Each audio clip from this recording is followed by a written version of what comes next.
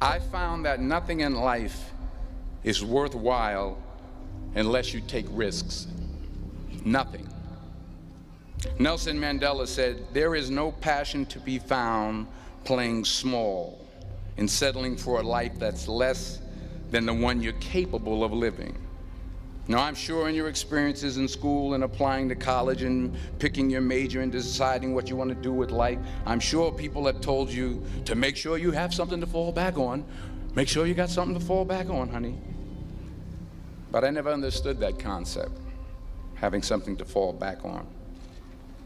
If I'm going to fall, I don't want to fall back on anything except my faith. I want to fall forward. I figure at least this way I'll see what I'm going to hit. Fall forward. This is what I mean. Reggie Jackson struck out 2,600 times in his career, the most in the history of baseball. But you don't hear about the strikeouts. People remember the home runs. Fall forward.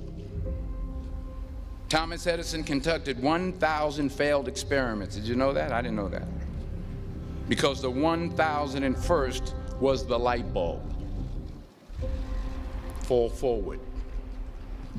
Every failed experiment is one step closer to success. You've got to take risks, and I'm sure you've probably heard that before, but I want to talk to you about why that's so important. I got 3 reasons, and then you can pick up your iPhones. First, you will fail at some point in your life. Accept it.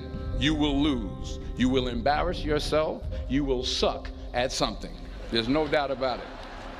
And I know that's probably not a traditional message for a graduation ceremony, but hey, I'm telling you, embrace it, because it's inevitable.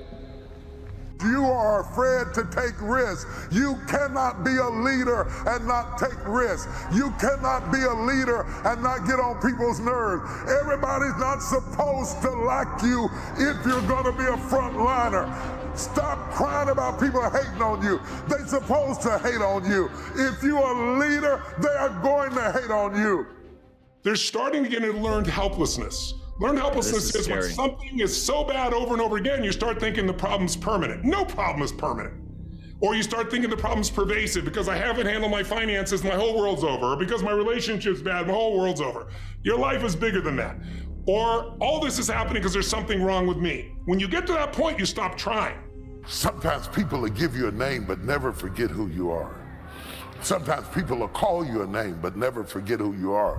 Sometimes life will call you a name but never forget who you are. Sometimes finances will call you a name but never forget who you are. Sometimes doctors will call you a disease but never forget who you are. Don't let people take away your identity just because of your circumstance and your situation. When you set your standards or you set your boundaries, people are going to say, "Oh, you think you're all that." I am. And I don't care.